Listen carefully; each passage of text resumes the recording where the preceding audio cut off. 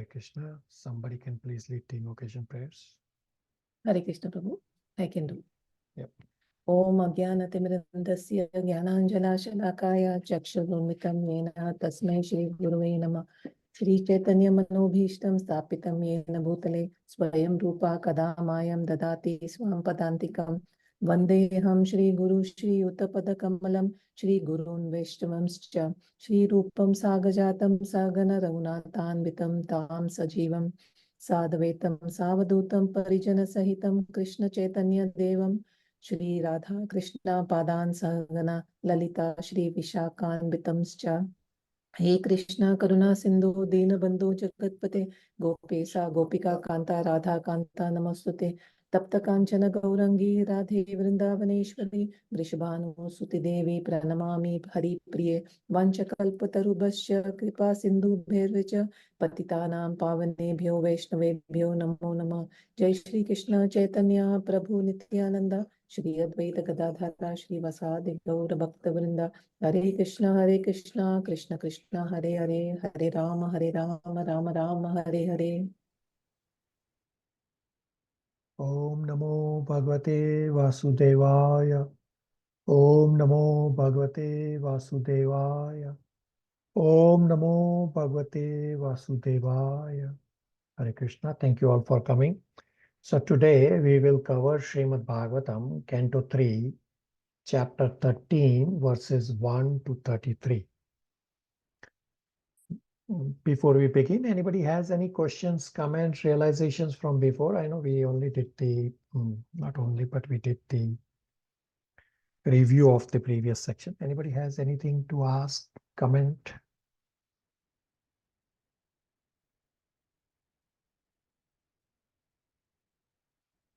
Okay.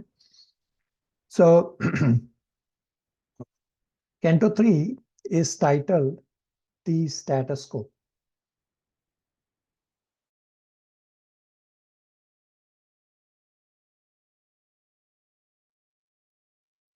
I'll repeat.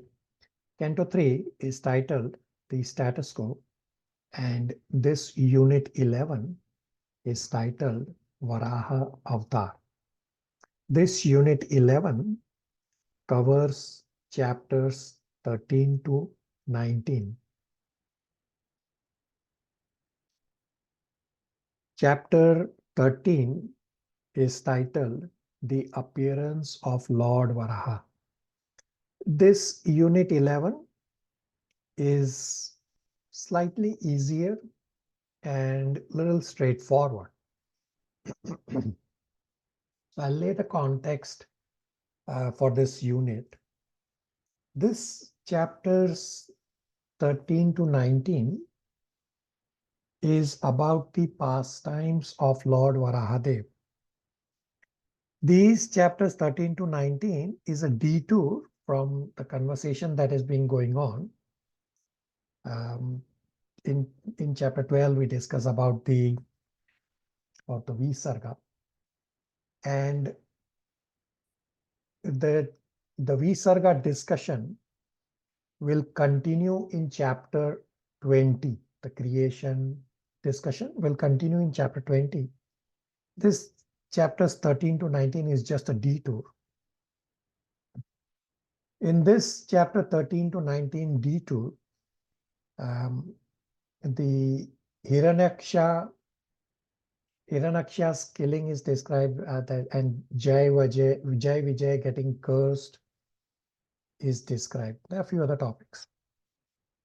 Chapter 15 describes about Vaikuntha Loka. Chapters 17, 18, and 19, there is very little to discuss.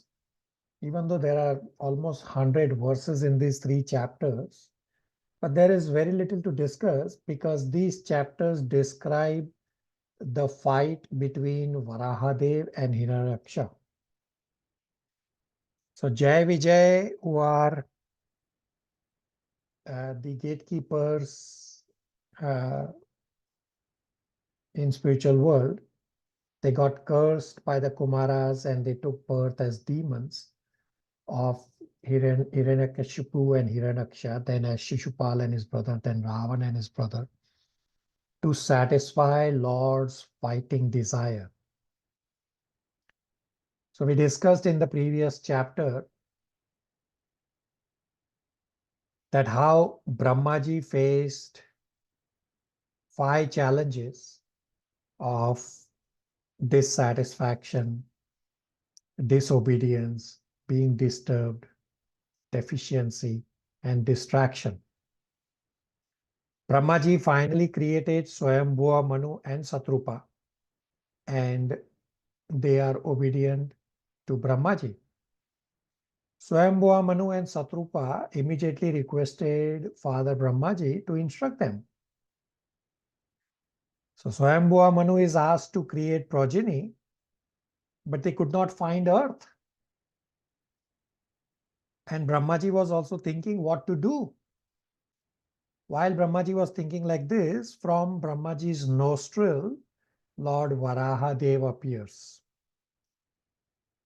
So as we start discussing at the start, Vidura, although he has taken the path of sannyas, hence there was no need for Vidura to ask about Swayambhuva Manu, because Swayambhuva Manu is a grahastha. But because Swayambhuva Manu is a great devotee, hence Vidura wanted to know the activities of Swayambhuva Manu. Maitreya Muni narrates Varahadev's pastimes that happened in the Swayambhuva Manu's Manmantra. And then, while describing this pastime, Maitreya Muni goes into ecstasy. Therefore, Maitreya Muni goes on to describe Neela Varahadev avatar's pastime also. So there are 2 Varahadev pastimes. And in the Neela Varahadev pastime, the further discussion happens about the Hiranyaksha's fight. And this Neela Varaha avatar's pastime actually happened in a different Manmantra, which is the Chakshusha Manmantra, which is the 6th Manmantra. So we are right now in the 7th Manmantra, and immediately previous to this, the 6th Manmantra is where the Neela Varahadev's pastime happened. The first Varahadev pastime that happened in Swayambhuva Manu's Manmantra, which is the first Manmantra on day 1 of Brahmaji. Everybody with me? Questions, comments, realization so far?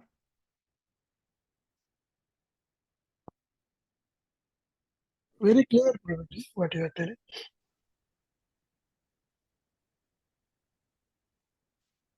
Okay. So I will give you the chapter division. So chapter 13, as I said, is titled The Appearance of Lord Varaha. Chapter 13 is divided into 8 parts, although some of the parts are overlapping and is just conversations happening between Swayambhuva Manu and Brahmaji. And many of the parts are pretty straightforward. So part 1 is verses 1 to 5. Inquiries by Vidura about Swayambhuva Manu.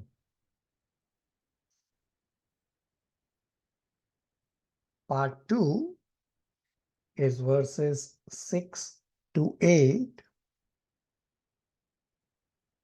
Swayambhuva Manu asks Brahmaji.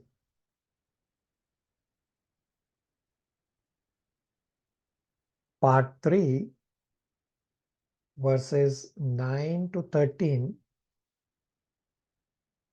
Brahmaji instructs Swayambhuva Manu.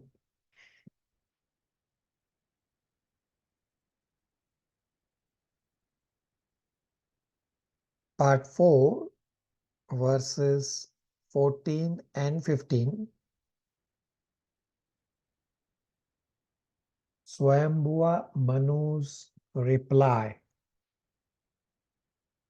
But in part 2, 3, 4 are all linked. They can also be one part.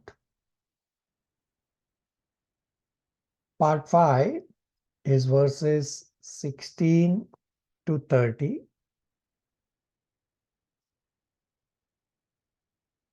Pastimes of Shweta Varaha. So this is the first Varaha Dev in Swayambhuva Manu's Manvantara on day 1 of Brahmaji. And part 6 is verses 31 to 33. Pastimes of Neela Varaha. So this is the second Varaha which happens in the Chakshusha Manvantara, which is the 6th Manvantara. Part 7 is verses 34 to 45. Prayers by the sages.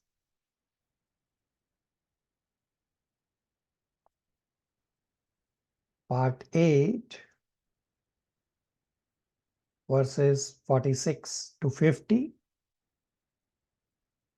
The Lord returns and Phala Stuti.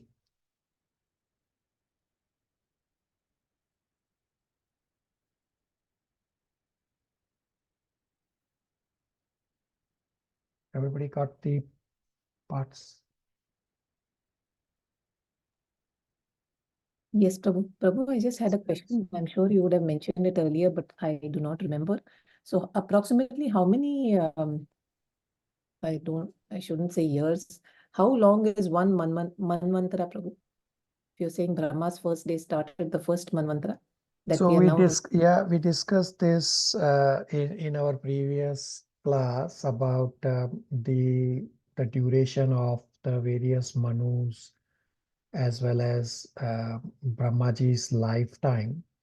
So one Manu lives for about 71, just about 71 yuga cycles. So if you go back to your notes, so I described that the Brahmaji's each 12-hour day from 6 a.m. to 6 p.m. There are 14 Manus, and lifespan of each Manu is about 50 minutes of Brahmaji, and each Manu lives for little over 71 cycles of 4 yugas, which is roughly 852,000 demigod years and equivalent to 306,720,000 Earth years. Salim. Yeah, thank you, Prabhu. I'll go back to my notes and check. Thank you. Okay. So we'll start reading from Canto 3, Chapter 13, verse 1 onwards. Is our dear Aditi able to read verse 1, 2, and 3 translations? Hare Krishna, Kalyana here, Prabhuji. Chapter 13, Appearance of Lord Varaha. Text 1. Sri Sukadeva Goswami said, O King, after hearing all these most virtuous topics from the sage Maitreya, Vidura inquired further on the topics of the Supreme Personality of Godhead, which he adored to hear. Text 2.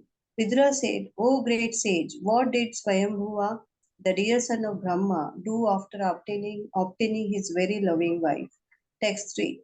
O best of the virtuous, the original king of kings, Manu, was a great devotee of the personality of Godhead, Hari, and thus it is worth hearing of his sublime character and activities. Please describe them. I am very eager to hear. Hare Krishna. Verse 3 purport also. Yes, but text 3 purport. Srimad Bhagavatam is full of the transcendental topics of the personality of Godhead and his pure devotees. In the absolute world, there is no difference in quality between the Supreme Lord and his pure devotee. Therefore, hearing the topics of the Lord and hearing of the character and activities of the pure devotee have the same result, namely the development of devotional service. Hare Krishna. Right. So Vidura heard so many pastimes, but is always inclined to hear more Krishna Katha. Vidura has taken sannyas, but because Swayambhuva Manu is a great devotee, hence Vidura wants to know activities of Swayambhuva Manu.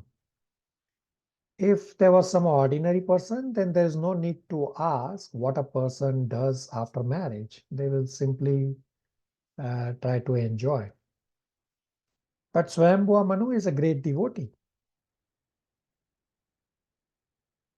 So topics of the Lord as well as topics of devotees are equally important. And Srimad Bhagavatam is on topics of the Lord and the devotees.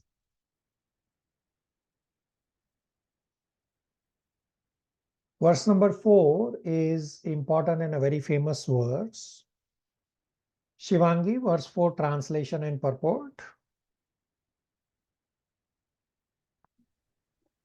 Hare Krishna, verse number 4, translation. Little louder. Persons who hear from a spiritual master with great labor and for a long time must hear from the mouths of pure devotees about the character and activities of pure devotees. Pure devotees always think within their hearts of the lotus feet of the personality of Godhead who awards his devotees liberation. Purport. Transcendental students are those who undergo great penance in being trained by hearing the Vedas from a bona fide spiritual master. Not only must they hear about the activities of the Lord, but they must also hear about the transcendental qualities of the devotees who are constantly thinking of the lotus feet of the Lord within their hearts. A pure devotee of the Lord cannot be separated from the lotus feet of the Lord for even a moment. Undoubtedly, the Lord is always within the hearts of all living creatures, but they hardly know about it because they are deluded by the illusion material energy. The devotees, however, realize the presence of the Lord, and therefore they can always see the lotus feet of the Lord within their hearts. Such pure devotees of the Lord are as glorious as the Lord. They are in fact recommended by the Lord as more worshipable than he himself. Worship of the devotee is more potent than worship of the Lord. It is therefore the duty of the transcendental students to hear of pure devotees as explained by similar devotees of the Lord, because one cannot explain about the Lord or his devotee unless one happens to be a pure devotee himself. Hare Krishna. So hearing scriptures from Guru for a long time, the goal of the disciple should be to hear about the glories of pure devotees, because pure devotees can understand another pure devotee. Pure devotee can explain the transcendental qualities of another pure devotee. Glories of the Lord are important, but glories of the pure devotees are even more important, because pure devotees are always thinking about the lotus feet of the Lord within their heart. In Bhagavad Gita 4.9, Krishna says, one who knows the transcendental nature and activities of the Lord, he does not come back to this material world. So if you hear Krishna Katha, then no birth, no rebirth. If we hear the pastimes of pure devotees, example, if you read and hear Srila Prabhupada's Lilamrita, you will get the same benefit as you are hearing and reading Srimad Bhagavatam, and you will not take birth again in this material world. Questions, comments, realizations?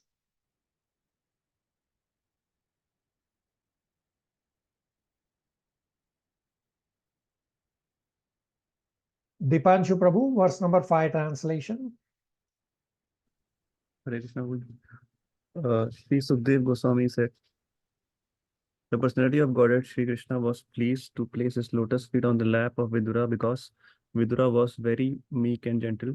The sage Maitreya was very pleased with Vidura's word, and being influenced by his spirit, he attempted to speak.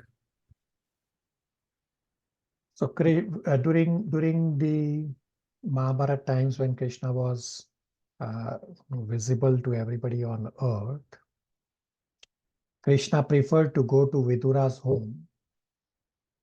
And we all know that how Vidura's wife offered banana peel to Krishna instead of banana.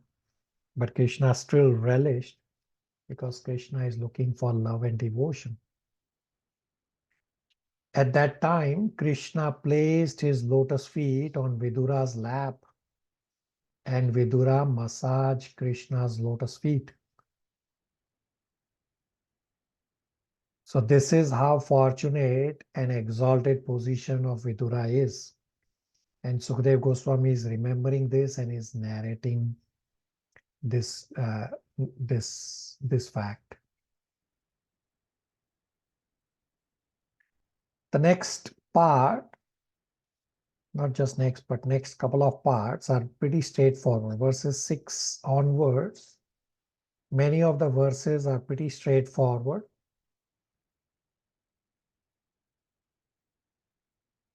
Part 2 is verses 6 to 8. Swayambhuva Manu asked Brahmaji. Shalini, verse 6, 7 and 8 translations. They are again pretty straightforward. Hare Krishna, text 6. The sage Maitreya said to Vidura, after his appearance, Manu, the father of mankind, along with his wife, thus addressed the reservoir of Vedic wisdom, Brahma, with obeisances and folded hands. Text 7. You are the father of all living entities and the source of their subsistence, because they are born of you. Please order us how we may be able to render service unto you. Text 8. O worshipable one, please give us your direction for the execution of duty within our working capacity so that we can follow it for fame in this life and progress in the next. Hare Krishna. So pretty straightforward conversations between Swayambhuva Manu and Brahmaji. In verse number 8, purport, Srila Prabhupada explains about the disciplic succession. That because Brahmaji is a direct recipient of Vedic knowledge from the Supreme Personality of Godhead, anyone discharging duty in disciplic succession is sure to gain fame. And this line of disciplic succession is spiritual. While the genealogical succession that will start from Swayambhuva Manu, that is material. Prabhupada clearly explains this in the purport. So, Shalini, if you read the last paragraph in the purport, 8. Hare Krishna. This line of disciplic succession from Brahma is spiritual, whereas the genealogical succession from Manu is material. But both are on the progressive march towards the same goal of Krishna consciousness. Hare Krishna.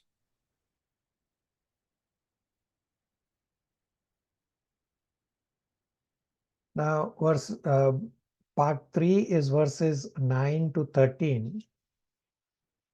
Brahmaji instructs Swayambhuva Manu. Again, pretty straightforward verses. So Brahmaji is glorifying Swayambhuva Manu because Brahmaji could remember the disobedience of Kumaras and Shiva. And now Brahmaji is very pleased that Swayambhuva Manu will follow Brahmaji's instructions. Uncle will read verses 9, 10, 11 translations, pretty straightforward. Hare Krishna.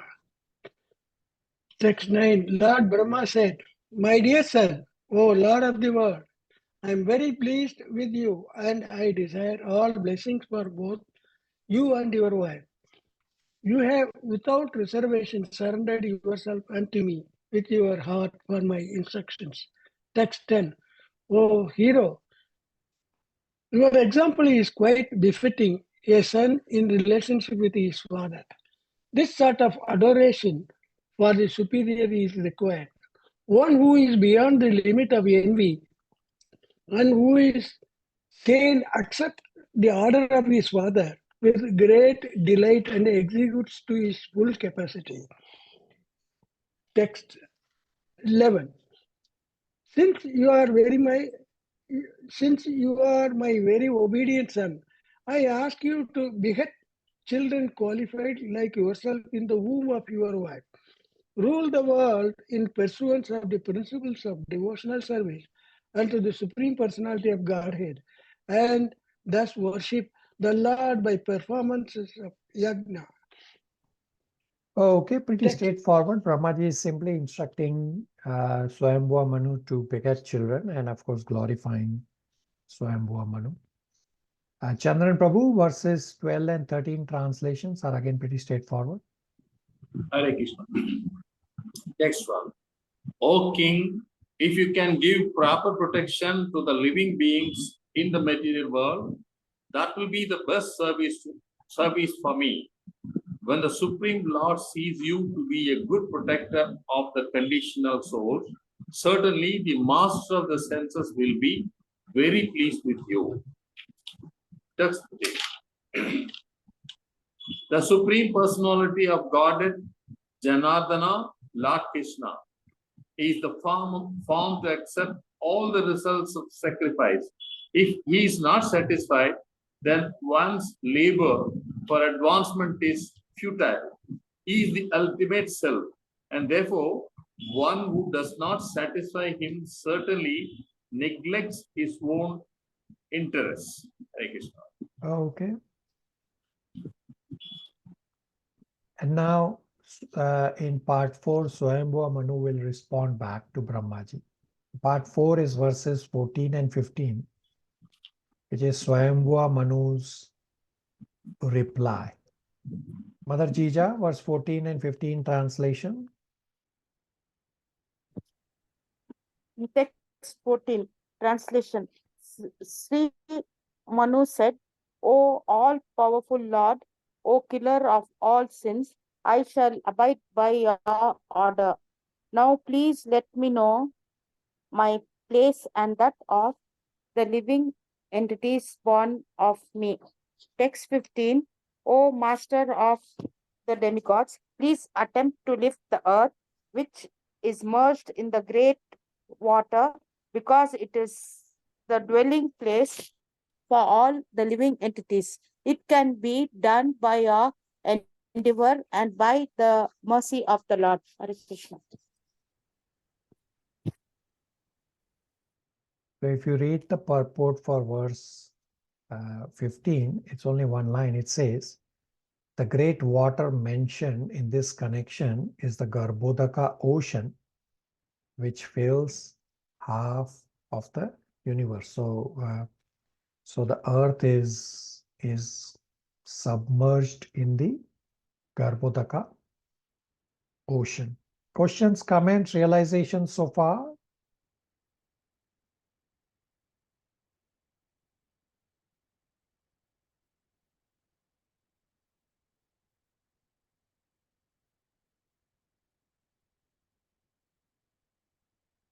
Okay. So the next set of verses are also pretty straightforward verses, but I will first lay the foundation that there are two Varahadev's incarnations in two different manvantras, which Maitreya Muni is going to describe. The Varahadev that appeared from the nostrils of Brahmaji was during the Sweta Varaha Kalpa, meaning Brahmaji's first day and during the Swayambhuva Manu's manvantra to lift the earth from the Garbhodaka ocean. We just read the reference to the Garbhodaka ocean. And then, because Maitreya Muni goes into ecstasy, Maitreya Muni will go on to describe the Neela Varahadev's appearance from water. So understand that comparison between the two as to what the two Varahas, the two Varahadevs did and how the two Varahadev appeared. So during Shweta Varaha, which is Brahmaji's first day during the Swayambhuva Manu's Manvantara, Varahadev appeared from the nostrils of Brahmaji to lift the earth from Garbhodaka ocean. There is no fight involved with Hiranyakashipu with this first Varahadev. Then the second Varahadev, which is Neela Varahadev, he appeared from the water during the Chakshusa Manvantara. Now this Chakshusa Manvantara is the 6th Manvantara and is immediately previous to the current ongoing Manvantara. And the Neela Varahadev also lifts the earth again from the Garbhodaka ocean, as well as goes on to have a fight with Hiranyaksha and kills Hiranyaksha. Now both Varahadev are of different colors. The Sweta Varaha is not dark, rather is whitish. And the Neela Varahadev is darkish, bluish, like a cloud. Everybody with me? Questions, comments, realizations? Hare Krishna, Prabhuji. Hare Krishna, go ahead, Deepak. In each Manvantara, does the same Jai Vijay takes birth as Hiranyakashipu, Ravan, Kumbhakarna, and Shishupal and Dantavakra? Is it the same Jai Vijay? So the pastimes do keep repeating. It's the same Jai. It will be the same Jai Vijay. As I mentioned, that the Kurukshetra war also has happened multiple times. So all these pastimes keep repeating, and there may be some tiny differences between the pastimes just because they happen in different manvantara, but essentially, largely, all the pastimes do keep repeating again and again. Oh, okay, Prabhuji. Thank you. Thank you. Anybody else? Everybody on the same page? Prabhuji, would you please once again repeat what you said about Neela Varahadev Manvantara appeared from the water, Sakshu Manvantara, 6th one, the current ongoing Manvantara. I will repeat the whole thing, and Okay. and the rest of the chapter will become easier. Not just this chapter, the rest of the whole following chapters will also become easy.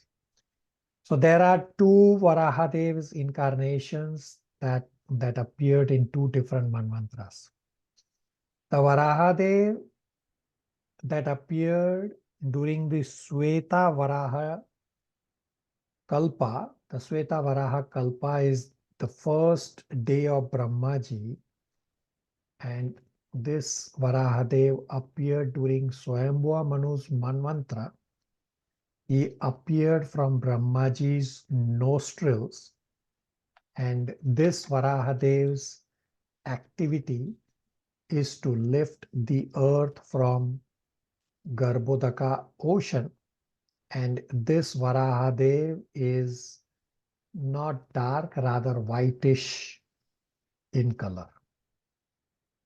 And then the second Varahadev, which is Neela Varahadev, he appeared from the water during the Chakshusa Manvantara.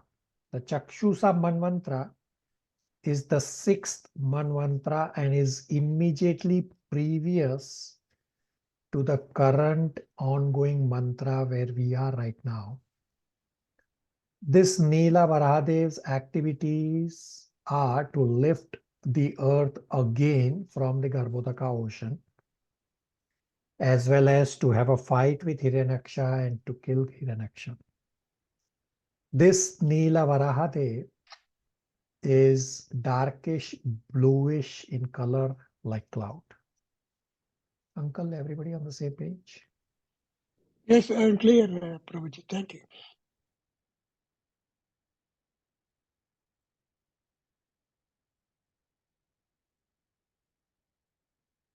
Okay. So part 5 is verses 16 to 30, pastimes of Sweta Varaha. As I just described, that this verses 16 to 30 is about Sweta Varaha, who appeared from the nostrils of Brahmaji in the Sweta Varaha Kalpa, which is day 1 of Brahmaji's life, in the Swayambhuva Manu's mantra. All these verses up to verse number 33 are pretty straightforward. We'll end our class very soon because they are pretty straightforward. They just talk about the appearance of Varahadev. There are very little purports to read through as well.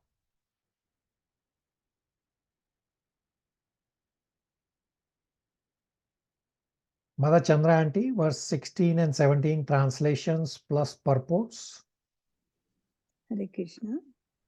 Text 16. Sri Maitreya said, thus seeing the earth merged in the water, Brahma gave his attention for a long time to how it could be lifted. Text 17. Purports also. Sorry. Purport. According to Jiva Goswami, the topic delineated here are of different millenniums. The present topics are of the Sweta Varaha millennium, and topics regarding the Kakshusa millennium will also be discussed in this chapter. Text 17. Brahma thought, while I have been engaged in the process of creation, the earth has been inundated by a deluge and has gone down into the depth of the ocean. What can we do who are engaged in this matter of creation? It is best to let the Almighty Lord direct us. Purport also, Prabhu? Yes. Purport.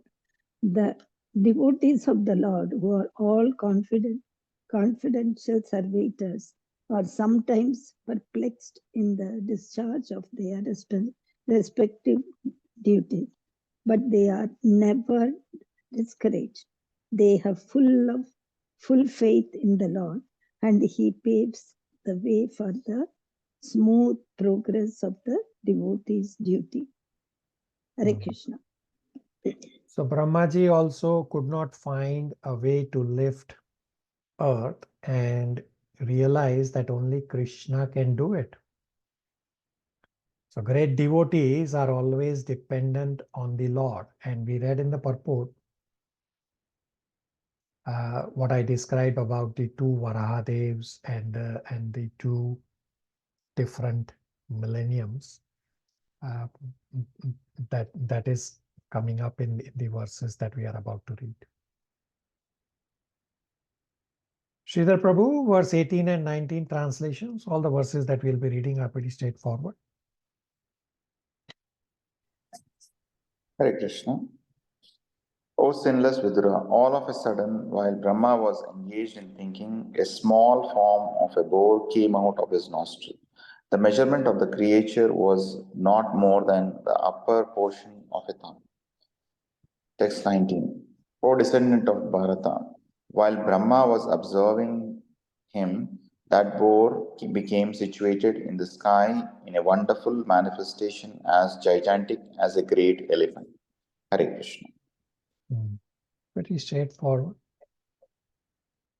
Gopal Prabhu, next two verses. Hare Krishna. Text 20 translation. Struck with wonder at observing the wonderful boar-like form in the sky, Brahma, with great Brahmanas like Marishi, as well as Kumaras and Manu, began to argue in various ways. Text 21 translation. Is this some extraordinary entity come in the pretense of a boar? It is very wonderful that he has come from my nose. Hare Krishna. Okay, so nobody could understand that who is this boar who has come from Brahmaji's nostrils, and soon it will become clear as we read through. Kalyani, 22-23 translations. Prabhuji, that includes even Brahmaji couldn't understand, correct? That is correct. Brahmaji also could not understand. Soon it will come up in the verses, but you are absolutely correct. Text 22. First of all, this boar was seen no bigger than the tip of a thumb, and within a moment he was as large as a stone. My mind is perturbed. Is he the Supreme Personality of Godhead Vishnu? Read Text 20. Read the purport also, 22. Uncle's question will get answered. Purport. Since Brahma is the supermost person in the universe and he had never before experienced such a form, he could guess that the wonderful appearance of the boar was an incarnation of Vishnu. The uncommon features symptomatic of the incarnation of Godhead can bewilder even the mind of Brahma. Text 23. While Brahma was deliberating with his sons, the Supreme Personality of Godhead Vishnu rode tumultuously like a great mountain. Perfect. It appears that great hills and mountains also have their roaring power because they are also living entities. The volume of the sound vibrated is in proportion to the size of the material body. While Brahma was guessing about the appearance of the Lord's incarnation as a boar, the Lord confirmed Brahma's contemplation by roaring with his gorgeous voice. Uncle, does that answer your question? Absolutely, absolutely. Okay, pretty straightforward verses that the Lord appeared as a boar and nobody could understand, and the Lord expands his form. Okay, Chandran Prabhu, 24-25 translations. Hare Krishna. 24 translation. The omnipotent Supreme Personality of Godhead, enlivened Brahma and the other highly elevated Brahmanas by again roaring with his uncommon voice, which echoed in all directions. Prabhu, can I read purport? Yes, for sure. Brahma and other enlightened Brahmanas who know the Supreme Personality of Godhead are enlivened by the appearance of the Lord in any of his multi-incarnations. The appearance of the wonderful and gigantic incarnation of Vishnu as a mountain-like bow did not fill them with any kind of fear. Although the Lord's resounding voice was tumultuous and echoed horribly in all directions as an open threat to all demons who might challenge his omnipotency. Translation number text 25. When the great sages and thinkers who are residents of Janaloka, Tapaloka, and Satyaloka heard the tumultuous voice of Lord Bo, which was the all auspicious sounds of the all merciful Lord, they chanted auspicious chants from the three Vedas. Purport.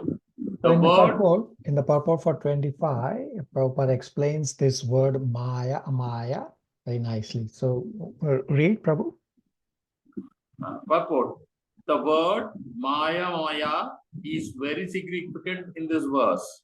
Maya means mercy, specific knowledge, and also illusion. Therefore, Lord Bo is everything. He is merciful, he is all knowledge, and he is illusion also.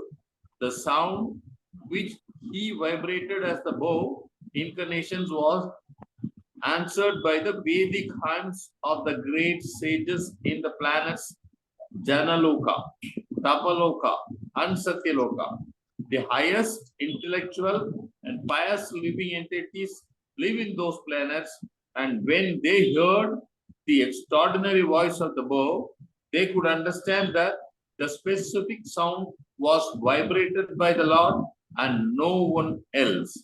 Therefore, they replied by praying to the Lord with Vedic hymns. The earth planet was submerged in the mire, but on hearing the sound of the Lord, the inhabitants of the higher planets were all jubilant because they knew that the Lord was there to deliver the earth. Therefore, Brahma and all the sages such as Bhargu, Brahma Sadasan, and learned Brahmanas were enlivened, and they concertedly joined in praising the Lord with the transcendental vibrations of the Vedic hymns. The most important is the Brahan Naradiya Purana verse Hare Krishna, Krishna Krishna, Hare Hare, Hare Rama, Rama Rama, Hare Hare. Right. Excellent. Questions, comments, realizations?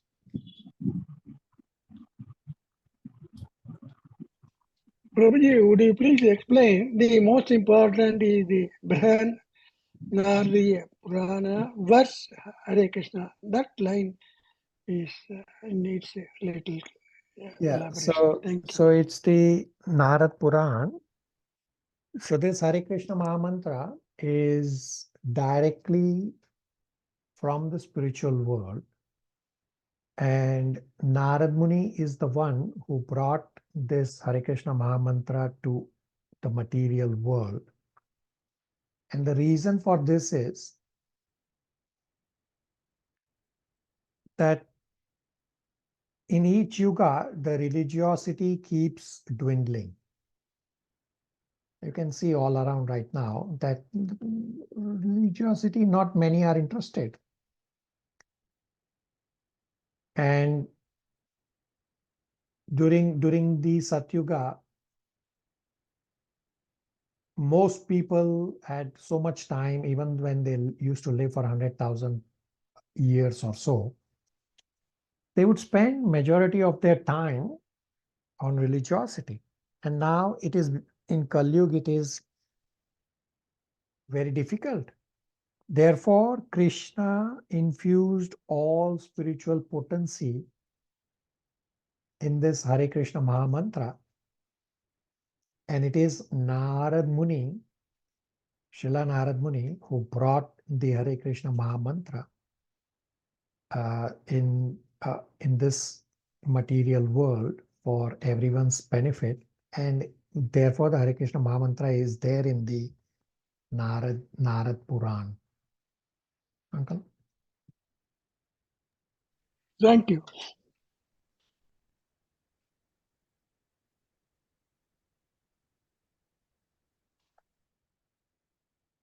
Mother Jija will read 26, 27 translations. Purport as well. Text 26.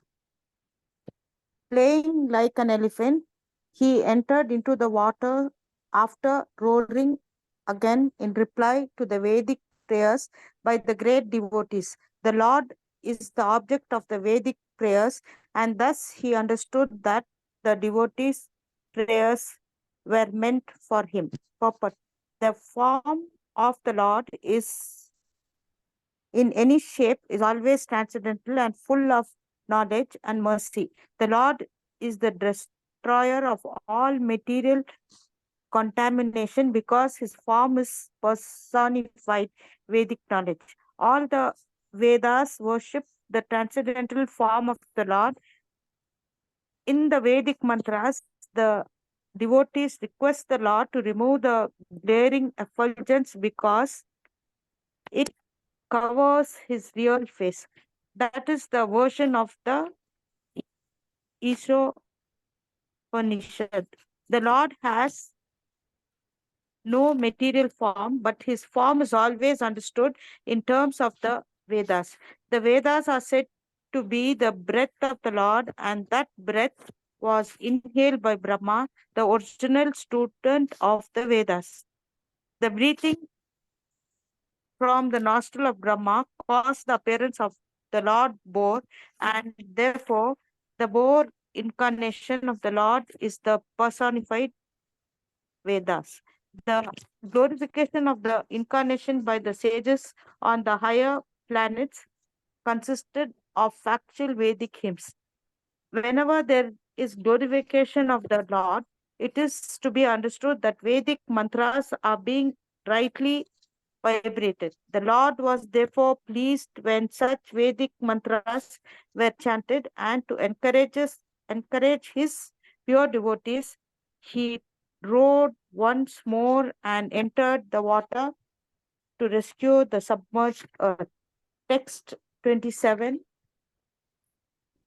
translation.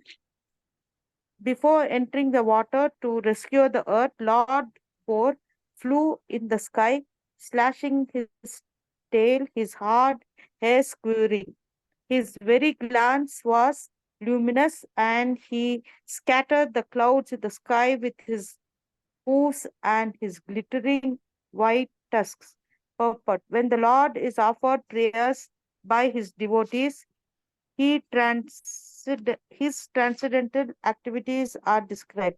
Here are some of the transcendental features of Lord Boar. As the residents of the upper three planetary systems offered their prayers to the Lord, it is understood that his body expanded throughout the sky, beginning from the topmost planet, Brahmaloka, or Satyaloka. It is stated that the Brahmaloka in the Brahma Samhita that his eyes are the sun and the moon. Therefore, his very glance over the sky was as illuminating as the sun or the moon. The Lord is described here in as Mahahidriha, which means either a big mountain or the sustainer of the earth. In other words, the Lord's body was as big as hard as the Himalayan mountain. Otherwise, how was it possible that he kept the entire earth on the support of his white tusks? The poet Jayadeva, a great devotee of the Lord, has sung of the incident in his prayers for the incarnation. Vasita Dayana Sikhara Dharani Tava Lagna Sasini Ka La Nika Aleva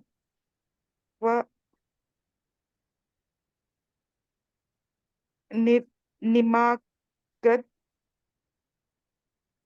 Keshavadharta Shikara Rupa Jaya Jagadisha Hare. All glories to Lord Keshava Krishna, who appeared as the boar. The earth was held between his tusks, which appeared like the scars of the moon. Hare Krishna. Okay. Shalini, 28, 29, 30 translations and purports. Text 28, translation. He was personally the Supreme Lord Vishnu and was therefore transcendental. Yet because he had the body of a hog, he searched after the earth by smell. His tusks were fearful, and he glanced over the devotee Brahmanas engaged in offering prayers. Thus he entered the water. Purport. We should always remember that although the body of a hog is material, the hog form of the Lord was not materially contaminated. It is not possible for an earthly hog to assume a gigantic form spreading throughout the sky. Therefore, the Lord found the earth on the bottom of the Garbhodaka ocean, where the planets rest during the devastation at the end of Brahma's day. Text 31, translation. Lord Bor very easily took the earth on his tusks and got out of the water. Thus he appeared very splendid. Then, his anger glowing like the Sudarshan wheel, he immediately killed the demon Hiranyaksha. Although Shalini, 28, 29, 30. Oh, sorry, Prabhu, one extra page got turned. Okay, text 29, translation. So, yes, start from 28 again. Text 28, translation. He was personally the Supreme Lord Vishnu and therefore transcendental, yet because he had the body of a hog, he searched after the earth by smell. His tusks were fearful and he glanced over the devotee Brahmanas engaging in offering prayers. Thus he entered the water. Purport. We should always remember that although the body of the hog is material, the hog form of the Lord was not materially contaminated. It is not possible for an earthly hog to assume a gigantic form spreading throughout the sky, beginning from Satyaloka. His body is always transcendental in all circumstances. Therefore, the assumption of the form of a boar is only his pastime. His body is all Vedas or transcendental. But since he assumed the form of a boar, he began to search out the earth by smelling, just like a hog.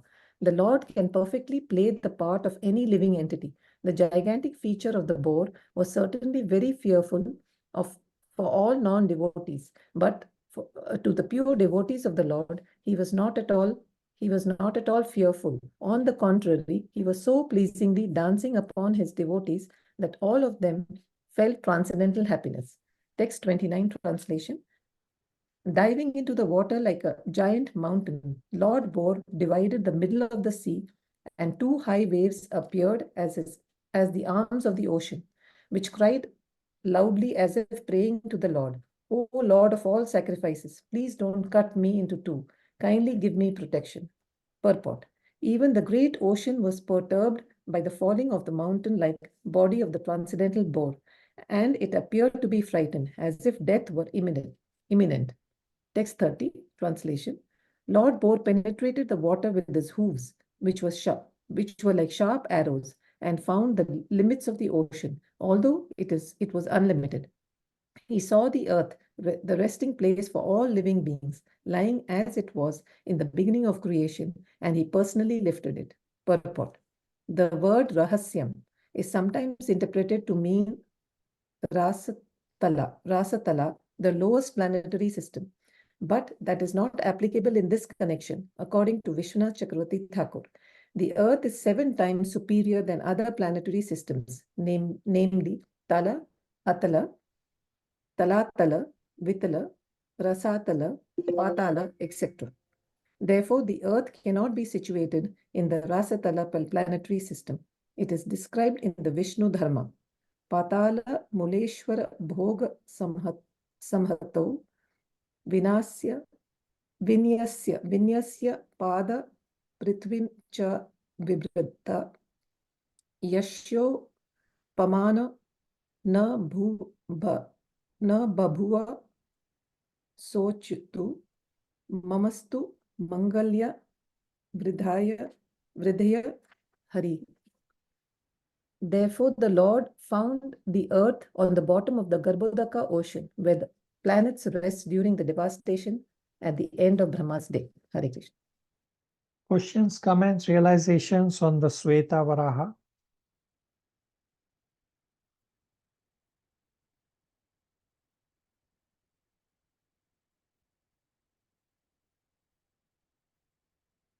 At this point, Maitreya Muni has become ecstatic, and Maitreya Muni forgets Vidura's questions, and hence Maitreya Muni goes on to describe Neela Varahadev. Part 6 is verses 31 to 33, pastimes of Neela Varaha. And these verses 31 to 33 are about this Neela Varaha. Now, if you go back to verse number 30, talks about that the earth is in the ocean, Garbhodaka ocean, And when we read verse number 31, the reference of the earth in the ocean is again there, but there is no connection between verse 30 and 31 about the reference of the earth in the ocean, because these are two different Varahadevs, and these pastimes have happened in two different Manvantara time. And they are completely different. So on a plain reading, it seems like it's just a continuation. But when you realize what is going on, then you realize that these are actually two different Manvantara, very far away timelines. Sridhar Prabhu, verse 31, translation and purport.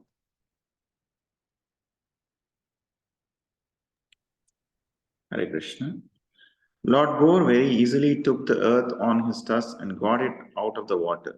Thus he appeared very splendid. Then his anger glowing like the Sudarshana wheel, he immediately killed the demon Hiranyaksha, although he tried to fight with the Lord. Purport. According to Srila Jiva Goswami, the Vedic literatures describe the incarnation of Lord Varaha boar in two different devastations, namely the Chakshusha devastation and the Swayambhuva devastation. This particular appearance of the boar incarnation actually took place in the Swayambhuva devastation, when all planets other than the higher ones, Jana, Mahar, and Satya, merged in the water of devastation. This particular incarnation of the boar was seen by the inhabitants of the planets mentioned above. Srila Vishwanatha Chakravarti suggests that the sage Maitreya amalgamated both the boar incarnations in different devastations and summarized them in his description to Vidura. Hare Krishna. Gopal Prabhu, verse 32, 33 translations, last verses for today. Hare Krishna. Text 32 translation. Thereupon, Lord Boar killed the demon within the water, just as a lion kills an elephant. The cheeks and tongue of the Lord became smeared with the blood of the demon, just as an elephant becomes reddish from digging in the purple earth. Text 33 translation. Then the Lord, playing like an elephant, suspended the earth on the edge of his curved white tusks. He assumed a bluish complexion like that of a tamala tree, and thus the sages, headed by Brahma, would understand him to be the supreme personality of Godhead and offered respectful obeisances unto the Lord. Hare Krishna. Okay, so this is the bluish complexion of Varahadev. This is the Neela Varaha. Questions, comments, realizations?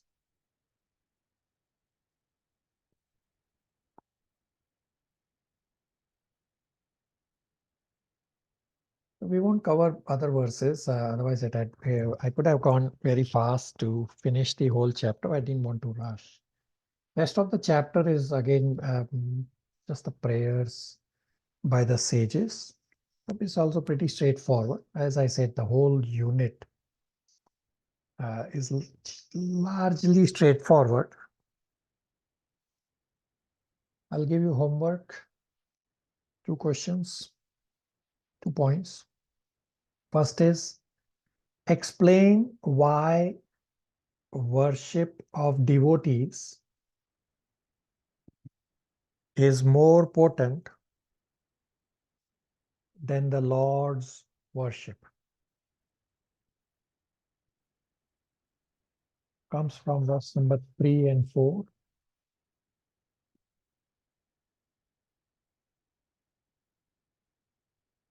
And if you haven't already read rest of chapter 13 as well as read chapter 14.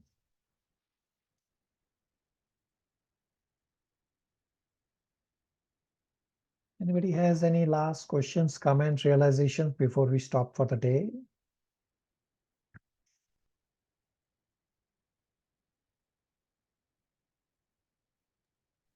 Tamala tree is like a cinnamon tree, right, Prabhuji? I don't know the answer to that. In terms of how the tree looks, I don't know.